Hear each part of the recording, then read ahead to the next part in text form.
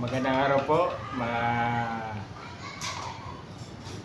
maginong magmamanok, mga senyores.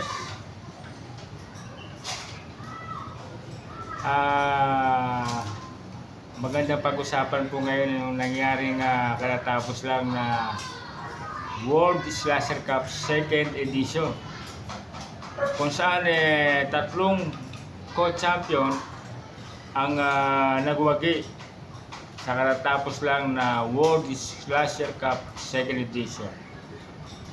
Congratulations po sa inyo na nag-champion sa World Slasher Cup 2nd edition. Ang tatlong nagwagi sa ginanap na World Slasher Cup 2nd edition ay ang Crossland ni Congressman Larry Wacnang. Tatlo sila nag-champion Ang pangalawa ay ang Lily Doy Rap Mandaragat ng Bicol at MJ ng Mr. Bank. Sila pong tatlo ang nag-champion sa katatapos lang na World Slasher Cup 2nd edition.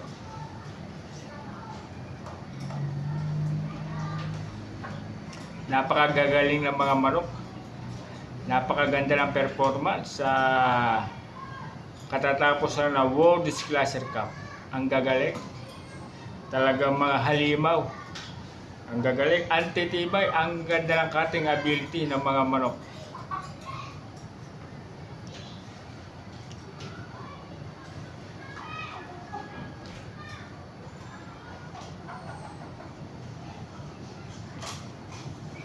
Ako po ay isang bucket breeder lang at sumasali na rin ako sa derby. Nangangarap rin ako na sumali dyan sa World Slasher Cup. Kahit na bucket breeder lang ako, nangangarap rin po ako na sumali dyan sa World Slasher Cup na ginaganap sa Smart Araneta. Kahit na po tayo ay backyard breeder lang, mangarap po tayo. Kaya natin yan.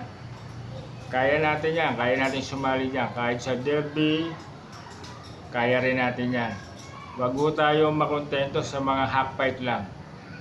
Sumali po tayo. Napakaganda po ng mga guaranteed prize na pinamimigay po sa mga champion. Katulad po ito sa World Slasher Cup. Sa pagkakaalam ko ang guaranteed prize dyan 15 million. Kaya napakaganda sumali dyan sa World Slasher Cup. Mangarap po tayo na sumali sa ganyang mga malalaking event kahit na bucket breeder lang po tayo. Pero siyempre, hindi basta-basta ang pagsali dyan. Kailangan pa rin natin ng tamang breeding ng ating mga warrior. Kailangan ng tamang conditioning at tamang preparasyon para sigurado tayo na manalo sa mga ganyang malalaking event.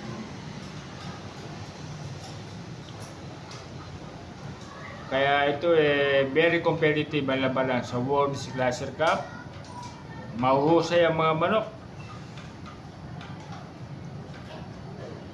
Malalakas. Talagang